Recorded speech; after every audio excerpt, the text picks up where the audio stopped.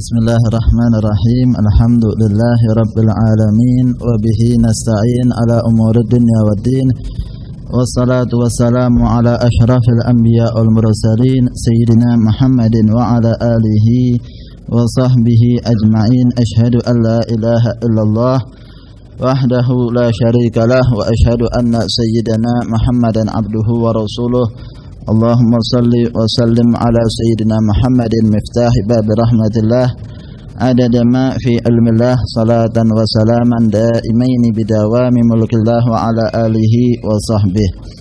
Nawaina ta'alluma wa ta'lim wal ifadata wal istifadata wan naf'a wal intifa' wa tadhakkura wa tadhkir wal hatha ala tamassuki bi kitabillah wa sunnati rasulillah ibtigha'a mardatihi wa thawabihi wa qurbihi. Amin. Alhamdulillah, segala puji kita haturkan kehadirat Allah Subhanahu wa ta'ala yang telah memberikan hidayah dan taufiknya sehingga kita dapat berkumpul pada kesempatan ini dalam keadaan sehat walafiat di tempat yang diridhai oleh Allah Subhanahu wa ta'ala, dan insyaallah amalan kita ini termasuk hal-hal yang diridhai oleh Allah Subhanahu wa ta'ala. Amin Allahumma amin.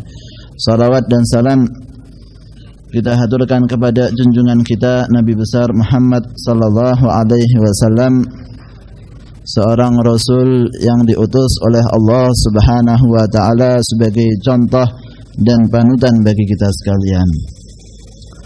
Alhamdulillah, kita sebenarnya pada kesempatan yang lalu membahas tentang hal-hal yang berkaitan dengan masalah muamalah. Insyaallah pada kesempatan ini mungkin saya tinggal 2 kali lagi, kemudian sudah masuk daripada bulan Ramadan, maka perlu kiranya kita bahas hal-hal yang berkaitan dengan masalah puasa. Insyaallah nanti di akhir bisa tanya jawab mengenai hal-hal yang berkaitan dengan masalah puasa. Disebutkan di sini bahwa puasa termasuk di antara syariat-syariat terdahulu. Jadi umat-umat terdahulu punya juga kewajiban yang namanya puasa. Allah menyatakan di dalam Al-Qur'an, ya ayyuhalladzina amanu kutiba alaikumusiyam kama kutiba alal ladzina min qablikum la'allakum tattaqun. Sebagaimana telah diwajibkan pada umat-umat terdahulu, maka kalian juga wajib berpuasa. Tetapi caranya berbeda. Caranya kalau umat terdahulu dengan sekarang saat ini tentunya berbeda, tidak sama. Kalau dahulu mereka itu kalau sudah tidur tidak boleh lagi makan. Ya, jadi batasnya itu tidur. Begitu sudah tidur langsung tidak boleh makan. Sampai besoknya. Alhamdulillah kalau kita ada sahur ya. Bayangkan kalau kita jam 10 tidur enggak tidak boleh makan lagi sampai jam 6 ya. Kita alhamdulillah masih diberikan oleh Allah Subhanahu wa taala keringanan berupa adanya sahur ya. Sampai pagi, sampai terbit fajar baru mulai. Dari terbitnya fajar sampai terbenamnya matahari itu adalah cara kita berpuasa.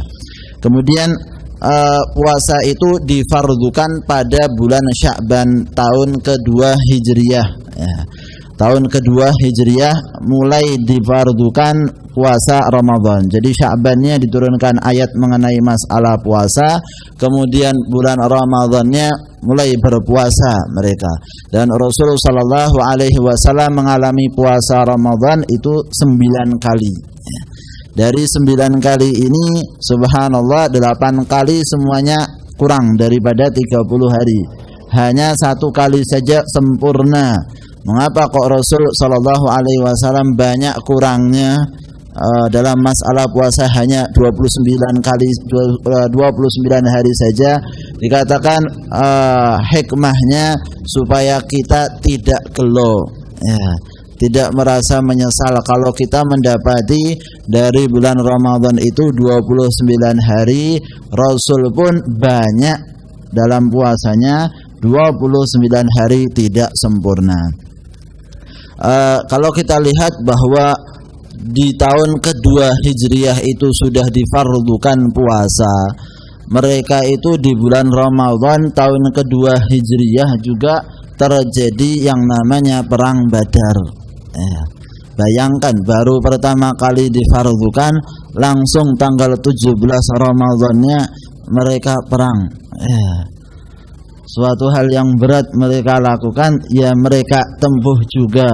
Walaupun mungkin bayar fidyah atau lain sebagainya, tapi mereka dalam hal ini menunjukkan keimanan yang besar. Mereka pada bulan Ramadan, padahal yang namanya Ramadan itu adalah hari yang sangat panas.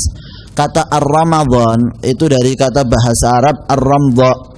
Ar-Ramdha itu hawa yang sangat panas sekali. Pada saat yang sangat musim yang panas sekali, itulah waktunya Ramadan. Bayangkan mereka harus berangkat pergi dari Madinah menuju Badar, kemudian berperang di situ. Pertama kalinya mereka perang. Pertama kalinya mereka perang, jumlah tentaranya itu 300 orang, kudanya cuma 2. Cuma 2, katanya lagi 1.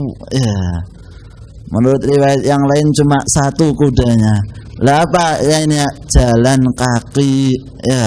Unta itu cuma berapa jumlahnya? Untanya itu gantian. Jadi jumlahnya itu 300, gantiannya 3 orang. Jadi jumlahnya untanya itu ada berapa, sehingga mereka bergantian. Rasul pun juga gantian. Bukan Rasul mau enaknya sendiri, saya pakai unta 1, yang lain gantian saya tidak. Enggak ada itu.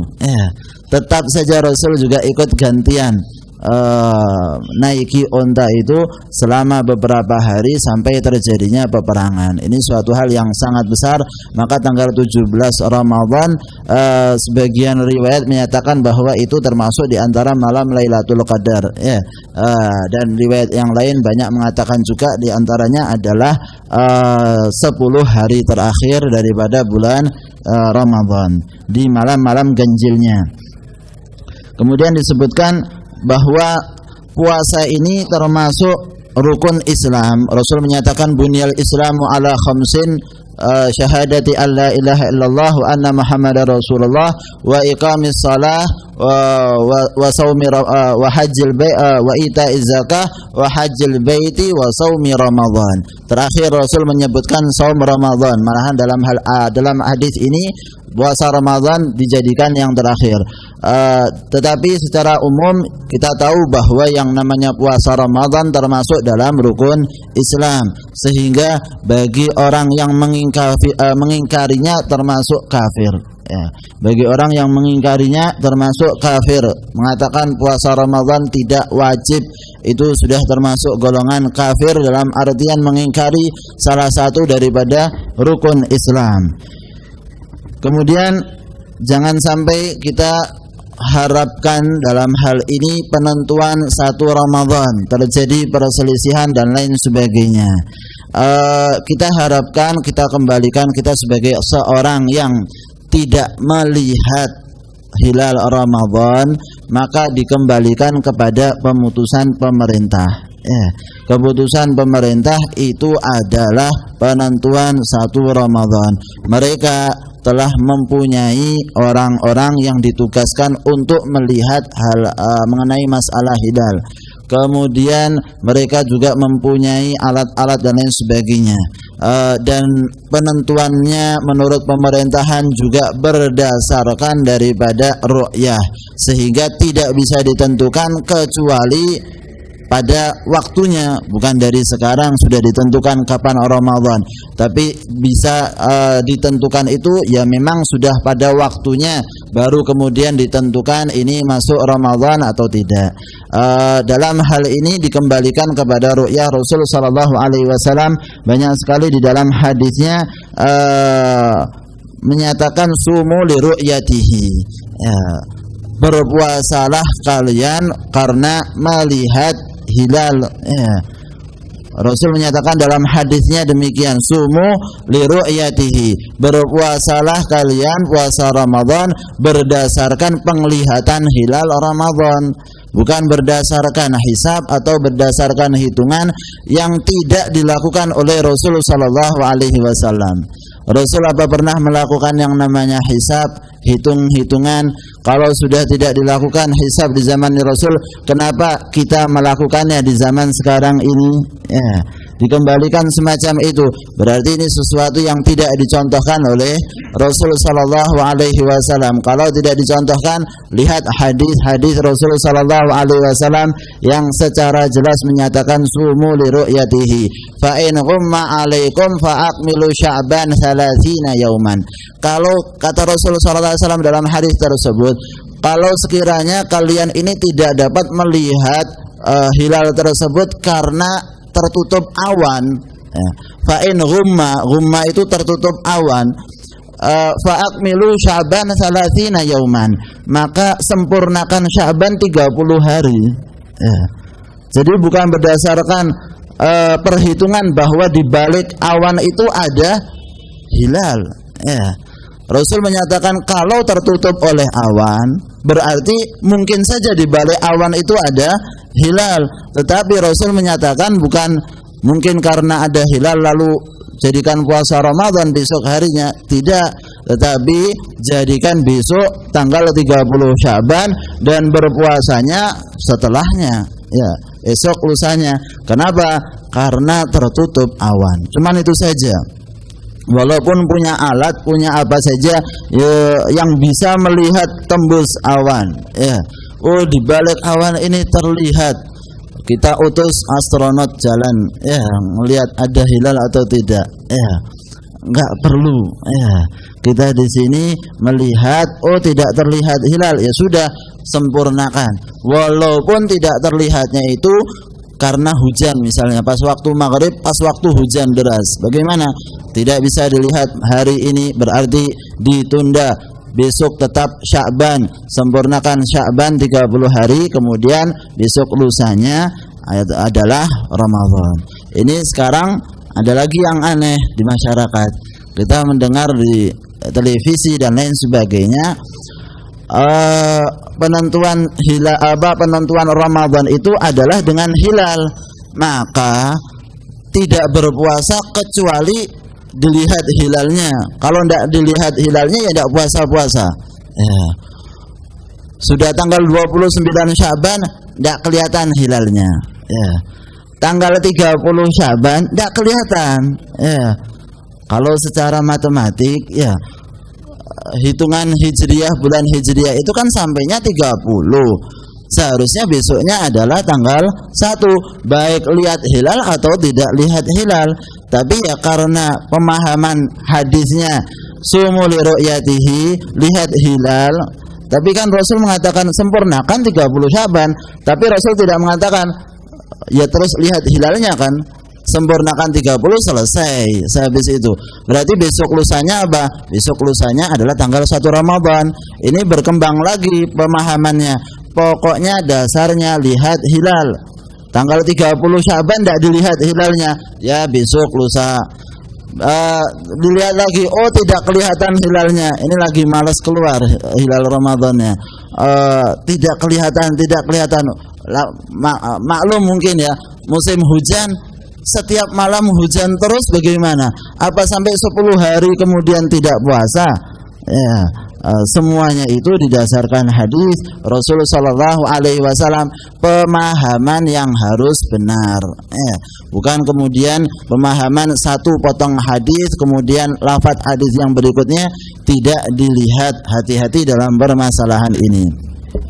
Kemudian yang namanya puasa secara syariat itu adalah imsakun anil muftiri ala wajhin makhsusin ma'an niyah, yaitu menahan diri atas hal-hal tertentu dengan syarat-syarat tertentu dan niat tertentu. Pakai niat puasa tersebut. Syarat sahnya puasa itu ada 4 hal. Kalau secara umum bahwa puasa yang kita lakukan itu sah menurut syariat ada 4 hal.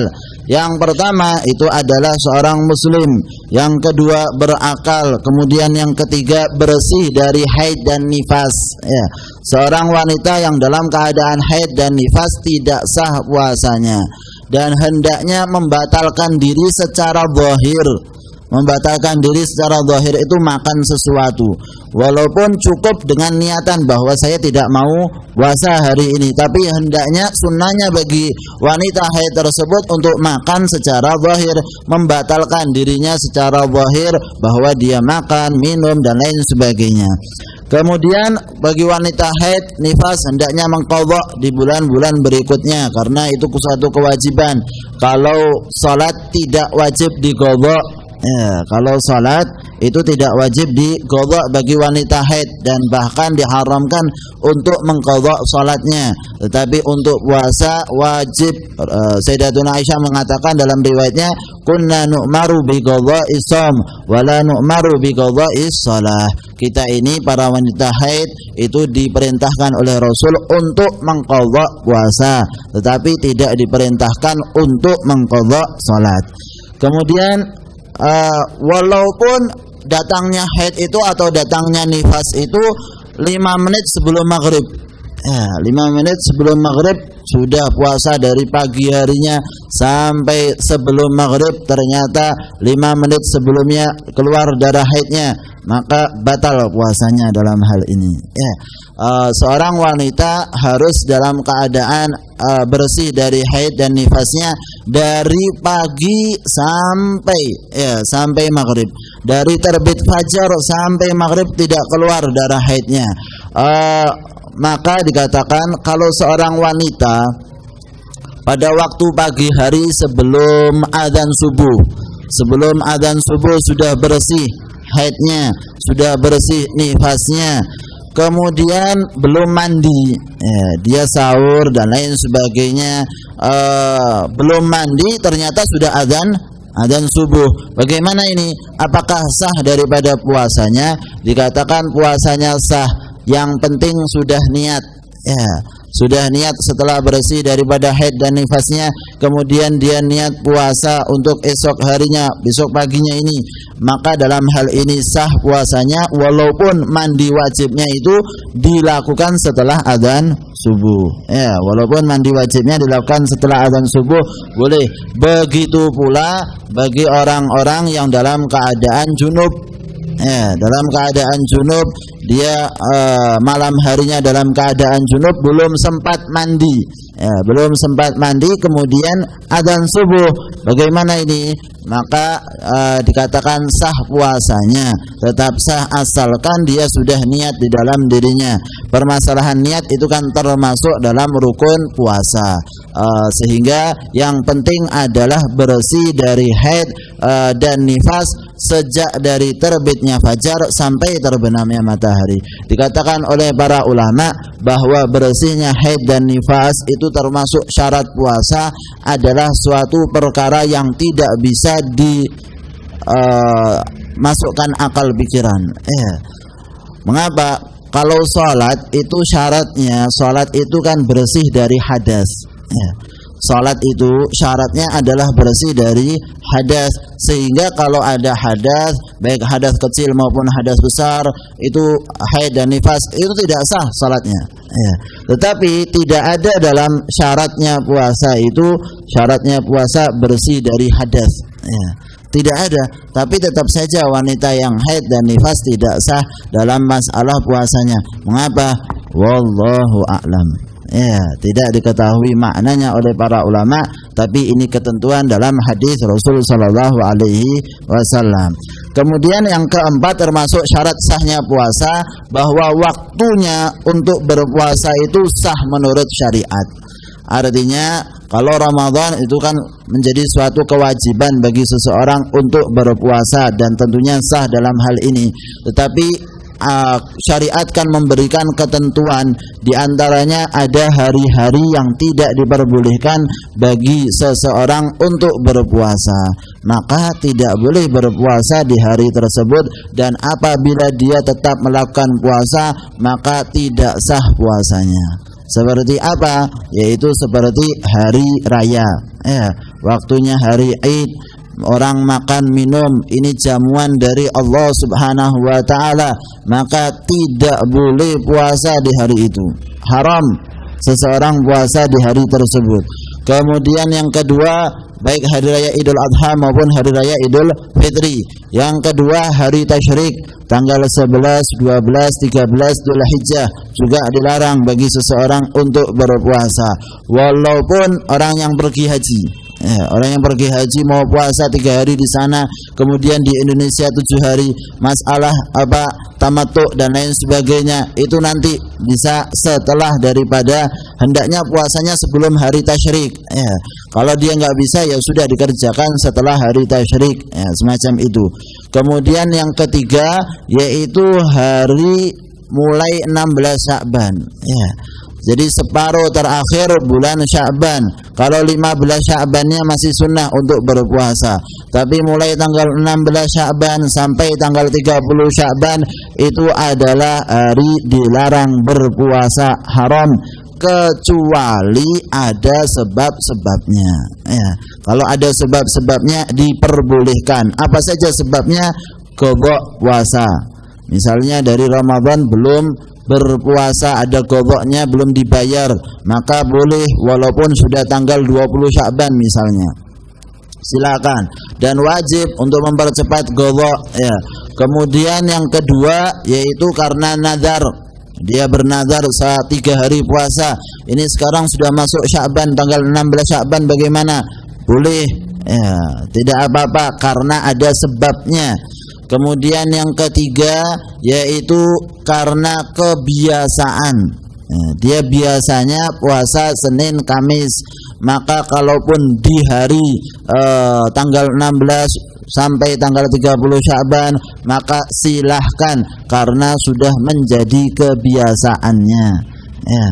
Nah, dikatakan kebiasaan itu sudah biasa berapa kali? Syariat menanyakan sudah berapa kali dikatakan namanya biasa. Dikatakan yang namanya biasa itu walaupun baru 1 kali. Baru 1 kali. Misalnya dari tanggal 11 itu hari Kamis, hari Senin. 11 Sya'ban hari Senin. Selasa, Rabu, tanggal 15-nya hari Kamis. Senin Kamis dia lakukan. Berarti dia sudah termasuk orang yang biasa Senin Kamis. Kemudian dia menyatakan saya mau puasa Senin Kamis selanjutnya, boleh tidak? Silahkan. Kebiasaan itu sudah dikatakan biasa walaupun 1 kali. Kemudian yang keempat yang diperbolehkan puasa yaitu bagi orang yang ingin melanjutkan puasa terus tiap hari. Misalnya dia sudah puasa dari tanggal 1 Sya'ban, kemudian terus sampai tanggal 15 Sya'ban. Saya mau melanjutkan puasa bulan Sya'ban penuh, bagaimana? Boleh, silahkan. Terus 16, 17, 18, asalkan tidak boleh terputus. Kalau sekali saja terputus walaupun karena sebab sakit, maka tidak boleh dilanjutkan selanjutnya. Tanggal 20 Sya'ban sakit, tanggal 21-nya enggak boleh lagi puasa. Dari tanggal 1 sampai tanggal 20 puasa, begitu 1 hari saja sakit sudah tidak diperbolehkan untuk melanjutkan puasanya karena sudah terputus. Tadi kan namanya terus menerus. Kalau sudah terputus sudah tidak bisa untuk dilanjutkan kembali. Itu mengenai masalah waktu-waktu untuk berpuasa yang dilarang. Kemudian selanjutnya mengenai masalah syarat wajib puasa. Dikatakan bahwa syarat wajibnya untuk berpuasa itu ada 5 hal. Dikatakan yang pertama itu adalah muslim. Kemudian yang kedua adalah mukallaf. Kalau dia mukallaf maka sudah wajib bagi dia untuk berpuasa. Mukallaf itu bagaimana? Mukallaf itu adalah seorang yang berakal dan baligh. Bagaimana kalau dia belum balik? Kalau dia belum balik, belum wajib untuk berpuasa, tetapi hendaknya membiasakan dirinya berpuasa. Dan orang tua dalam hal ini para ulama mengkiaskan antara perintah salat yang ada di dalam hadis dengan yang ada di dalam puasa.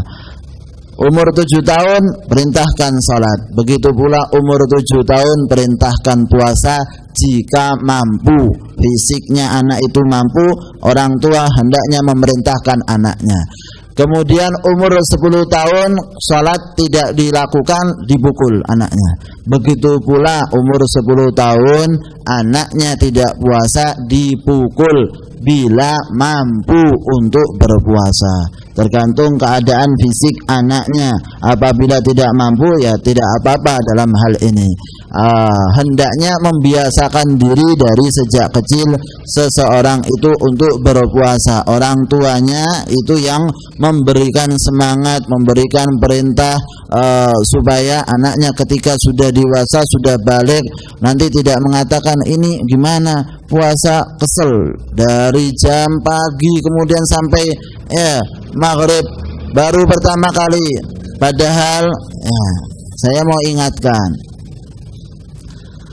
kita dapati anak-anak wanita saat ini umur 10 tahun sudah haid. Banyak kita dapati. Padahal mereka kalau sudah haid sudah baligh. Kalau sudah balik berarti sudah wajib puasa penuh, tidak boleh dikurang-kurangi lagi. Maka sudah dari sebelumnya sudah dibiasakan. Kelas 4 SD, kelas 5 SD itu kita dapati sudah haid. Maka hati-hati, jangan sampai kemudian masih tidak apa-apa, kasihan anaknya dan lain sebagainya. Gak taunya umur 10 tahun sudah balik. Padahal biasanya kita mungkin mengiranya nanti 12, 15 tahun. Ternyata umur 10 tahun sudah balik. Padahal kalau sudah balik harus sudah puasa penuh total. Kewajiban-kewajiban syariat ada. Amal bukunya sudah sendiri. Salatnya harus penuh, kemudian puasanya juga harus lakukan dengan sempurna. Dan lain sebagainya. Maka hati-hati untuk wanita lebih ditekankan dalam masalah ini.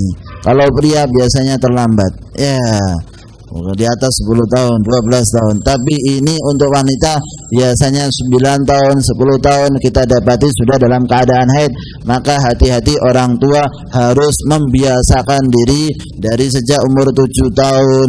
Itu sudah sempurna semuanya, tidak merasa berat dengan ibadah. Kemudian selanjutnya mampu dalam berpuasa. Mampu dalam berpuasa termasuk syarat yang ketiga, syarat wajibnya puasa. Mampu dalam hal ini, kalau tidak mampu secara zahir itu tidak wajib berpuasa. Siapakah yang tidak mampu secara zahir?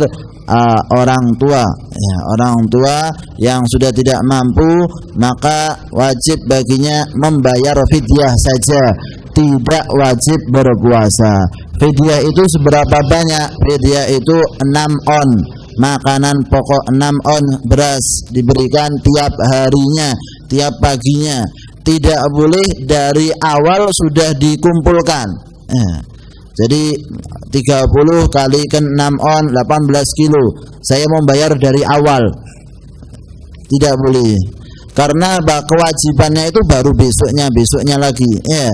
Enggak tahu seorang meninggal dan lain sebagainya. Atau akhirnya jadi orang mampu untuk berpuasa beberapa hari selanjutnya, maka tidak boleh mendahulukannya. Kalau mengakhirkannya boleh, di akhir Ramadan dibayar semuanya, silahkan. Atau setiap harinya, setiap hari, setiap pagi. Tidak mampu bayar, tidak mampu bayar, berikan bagikan kepada fakir miskin. 6 on dibagikan kepada 1 orang, jangan dibagi 10 orang. 6 on bagi 10 orang, 1 beras. Hati-hati, tidak boleh dibagi.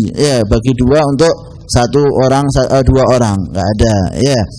Dalam hal ini harus 6 on dibagikan 1, atau 2 mud atau 2 fidyah itu dibagikan kepada 1 orang boleh. Kalau satu fidyah dibagikan 2 orang tidak boleh. Tapi kalau 2 fidyah atau beberapa fidyah dibagikan kepada 1 orang boleh. Sehingga kalau misalnya 30 fidyahnya di akhir bulan langsung dibayar kepada 1 orang, boleh saja. 18 kilo dikasih 1 keluarga, silahkan dalam hal ini ya. Kemudian yang keempat yaitu mukim ya. Yang keempat adalah mukim, tidak dalam keadaan musafir. Tidak dalam keadaan musafir wajib baginya untuk berpuasa. Kita tahu pada kesempatan yang lalu sudah kita bahas arti kata mustautin, arti kata musafir, arti kata mukim ya. Kelompok manusia itu kan ada 3. Ada mustautin. Mustautin itu apa? Orang yang berada di tempat tinggalnya, tidak pergi kecuali untuk suatu keperluan. Itu namanya mustautin. Yang kedua ada yang namanya mukim ya. Mukim itu apa? Berada di suatu kota dengan niat ya, berada di suatu kota, ini bukan kota tempat tinggalnya ya, berada di suatu kota dengan niat selama 4 hari selain hari masuk dan hari keluar. Itu namanya mukim ya. Mukim berada di suatu kota dengan niat ya, masuk kota tersebut dengan niat. Jadi baru hari pertama itu sudah dihitung mukim ya. Mau berapa hari di situ? Mau 4 hari selain hari masuk dan hari keluar atau lebih ya, atau lebih, maka sudah dikatakan sebagai seorang mukim.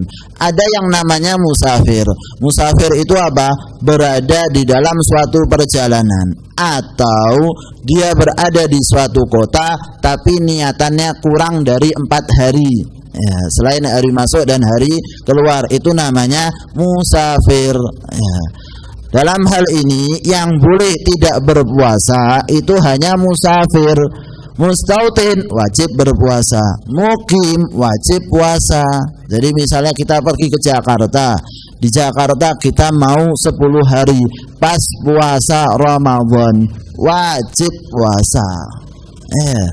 Lu bagaimana ini? Saya mau kemana-mana ini terserah, kewajiban puasa tetap ada. Nanti kalau kamu kelelahan tidak bisa melanjutkan puasa, batalkan puasa karena itu ya, bukan karena musafir. Jangan ada niatan pagi ini saya tidak mau puasa karena saya musafir, tidak boleh, karena kamu bukan musafir gitu loh ya.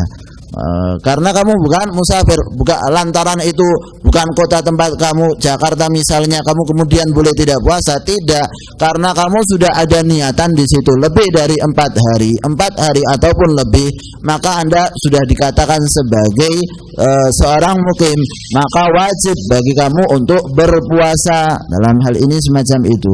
Kemudian musafir boleh tidak berpuasa, tapi dengan syarat.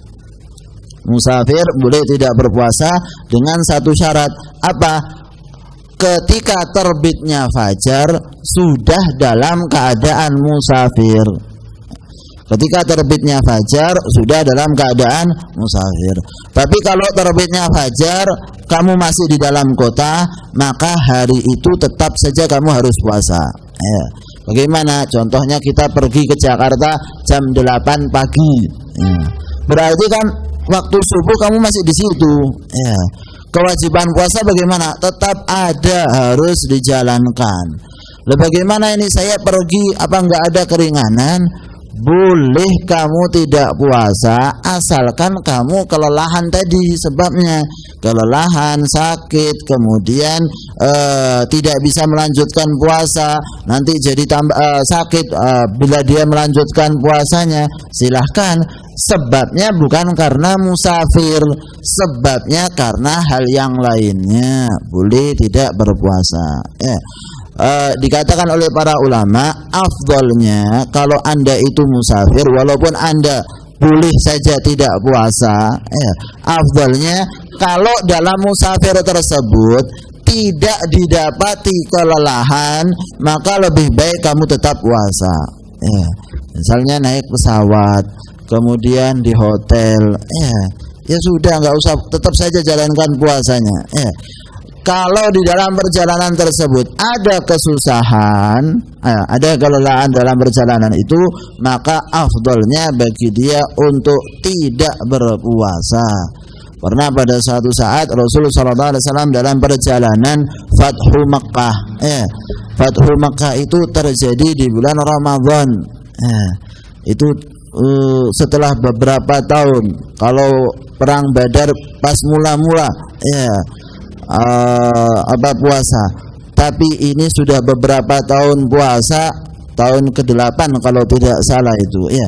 Pembukaan kota Makkah, Fathu Makkah itu bulan Ramadan. Jadi tidak ada alasan ya kita ini bulan Ramadan waktunya tidur siang. Itu bulan Ramadan kan semacam itu ya. Tapi kalau Rasulullah Shallallahu Alaihi Wasallam bulan Ramadan tetap saja perang. Tetap semacam itu dijalani oleh Rasulullah Shallallahu Alaihi Wasallam. Perjalanan dari Madinah ke Makkah, panas dulu ya. Bukan panasnya itu seperti di Indonesia. Coba sekali-sekali ke sana. Itu bagaimana rasanya panasnya di siang hari, bulan Ramadan, bulannya panas, di musim panas, di Hijaz itu daerah yang paling panas di dunia. Kemudian pergi Rasulullah Shallallahu Alaihi Wasallam dengan sahabatnya untuk melakukan pembukaan kota Makkah, Fathu Makkah itu di bulan Ramadan. Ketika dalam perjalanan itu memang terdapat banyak sekali kelelahan. Kita naik kereta api sudah ngomong lelah. Rasul naik unta, naik ini jalan. Kan tidak semuanya ada kendaraan. Ada yang jalan. Itu baru namanya lelah. Baru namanya lelah. Setelah itu Rasul melihat banyaknya para sahabat yang kelelahan, Rasul meminta air. Kemudian Rasul berusaha menunjukkan kepada para sahabatnya bahwa dirinya tidak berpuasa. Rasul minumnya di atas unta. Kemudian minum Rasul sallallahu alaihi wasallam dan diberikan kepada yang lainnya. Maka para sahabat yang lain kemudian tidak berpuasa. Ada di antara mereka tetap melanjutkan puasanya. Rasul jalan, dilihat ada yang sudah geletak di bawah pohon, yang satu ngipasi, yang satu ngerucuki air di atas kepalanya. Kenapa? Kata Rasulullah SAW. Ya Rasulullah, dia tetap melanjutkan puasanya. Rasul mengatakan, laisa minal birri asyamu fis safar. Tidaklah merupakan suatu kebajikan berpuasa dalam perjalanan. Nah, dari hadis ini dikatakan kalau terdapat kelelahan dalam perjalanan tersebut, silahkan untuk membatalkan, dan itu malah lebih utama daripada melanjutkan puasanya. Kita lihat para sahabat radhiyallahu taala anhum itu sangat mempunyai keinginan untuk beribadah kepada Allah yang sangat besar. Kita lihat Ja'far bin Abi Thalib, dalam riwayatnya kita tahu bahwa beliau berperang dalam perang Tabuk. Dalam perang Tabuk sampai tangan kanannya putus. Sudah ganti pegang benderanya pakai tangan kiri, tangan kirinya putus. Pegangnya pakai apa benderanya? Benderanya pegangnya pakai lengannya. Dibopong kayak gini. Lah itu mau perang ya, istilahnya tidak takut dibunuh ya. Kita jatuh pedangnya langsung lari. Sudah ada bawa senjata lagi kan? Mau apa? Mau jalan terus. Tapi tugasnya itu bawa bendera. Bendera itu dulu istilahnya suatu hal yang penting, menunjukkan bahwa masih jalan istilahnya perangnya, kekuatannya masih ada. Berarti kalau istilahnya benderanya masih berkibar. Kalau sudah jatuh, tidak ada yang ngangkat lagi, sudah berarti sudah lari semuanya itu. Karena tugasnya yang begitu besar, pakai tangannya maju. Lah mau apa itu ya? Tetap maju, kemudian jadi santapan tentunya.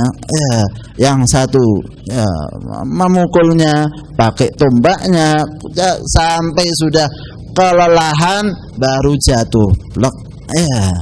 Jatuh, dibopong sama sahabat yang lainnya, mau dikasih air. Saya puasa. Ya, sudah seperti itu, tangannya sudah putus dua-duanya, luka terus, masih mengatakan saya puasa. Jangan. Loh, waktunya istilahnya keadaan darurat, silahkan batalkan. Tidak, saya pengen buka puasanya di surga. Ya, pengen buka puasanya pakai air Kautsar. Ya, itu yang diinginkan oleh para sahabat radhiyallahu taala anhum, sehingga mereka itu kalau kita lihat, kita ini jauh dari mereka. Ya, baru kita ini sedikit kelelahan sudah membatalkan puasanya.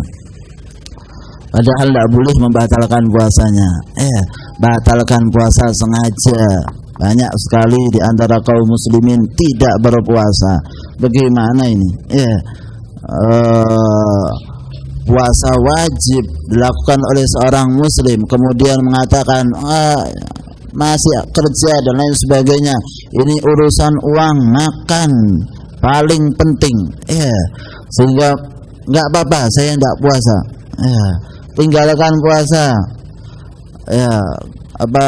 Tidak kuat ninggalkan rokoknya, tidak kuat ninggalkan ininya, tidak kuat ninggalkan lain sebagainya, kemudian mau membatalkan puasa. Dikatakan oleh para ulama, kalau misalnya seseorang itu meninggalkan 1 hari saja puasa dengan sengaja, dan kemudian dia mau menggantikannya 1 tahun puasa untuk 1 hari itu dia tinggalkan dengan sengaja, itu tidak nyamai. Jadi masih jauh. Maka itu mengenai masalah pahalanya, ya, mengenai masalah pahalanya. Kalau secara fikihnya tidak puasa 1 hari, ya tetap bayarnya 1 hari, ya, semacam itu. Tapi kalau pahalanya tidak bisa menutupi kekurangan yang ada dia lakukan dengan meninggalkan puasa sengaja, ya, dalam hal ini, maka hati-hati bagi seseorang tetap saja untuk menjalankan puasanya yang merupakan kewajiban baginya. Itu mengenai masalah syarat-syarat wajib puasa, ya. Dengan syarat-syarat tersebut menjadi wajib baginya berpuasa. Mungkin untuk sampai di sini ada yang mau ditanyakan dari ikhwan, fadhal, silahkan. Kita santai saja, ya. Kalau ada yang mau ditanyakan silahkan. Bila tidak ada, kita lanjutkan mengenai permasalahan tentang rukun-rukun puasa, ya. Rukun puasa disebutkan ada 3 hal, ya, ada 3 hal. Yang pertama, orang yang berpuasa itu. Kemudian yang kedua mengenai masalah niat, ya. Dikatakan niat itu kalau puasanya fardu harus dilakukan di malam hari, ya. Kalau harus dilakukan di malam hari, maka mulainya dari maghrib sampai sampai terbitnya fajar. Itulah waktunya kita niat puasa wajib. Puasa besoknya Ramadan, maka harus berniat di malam harinya. Dikatakan niat itu kan bersamaan dengan pekerjaannya. Nah, pekerjaannya salat misalnya. Salat itu awalnya adalah takbiratul ihram. Mengenai masalah niat, kalau niatnya itu untuk puasa wajib, maka harus dilakukan di malam hari. Puasa wajib itu kan bukan hanya Ramadan saja. Kalau kita puasa qadha, puasa nadhar, itu kan termasuk daripada puasa yang hukumnya wajib. Maka niatnya harus di malam hari. Kalau puasanya itu adalah puasa sunnah, bisa di siang hari, silahkan, sebagaimana apa yang dilakukan oleh Rasul Sallallahu Alaihi Wasallam. Rasul bertanya kepada istrinya, adakah makanan di hari ini? Katakan oleh si istrinya, tidak ada. Idzan inni shaim, kalau begitu saya puasa hari ini. Menunjukkan bahwa niat puasa itu di siang hari boleh, asalkan sebelum zuhur dan tidak melakukan hal-hal yang yang membatalkan puasa sebelumnya. Tidak melakukan hal-hal yang membatalkan puasa sebelumnya.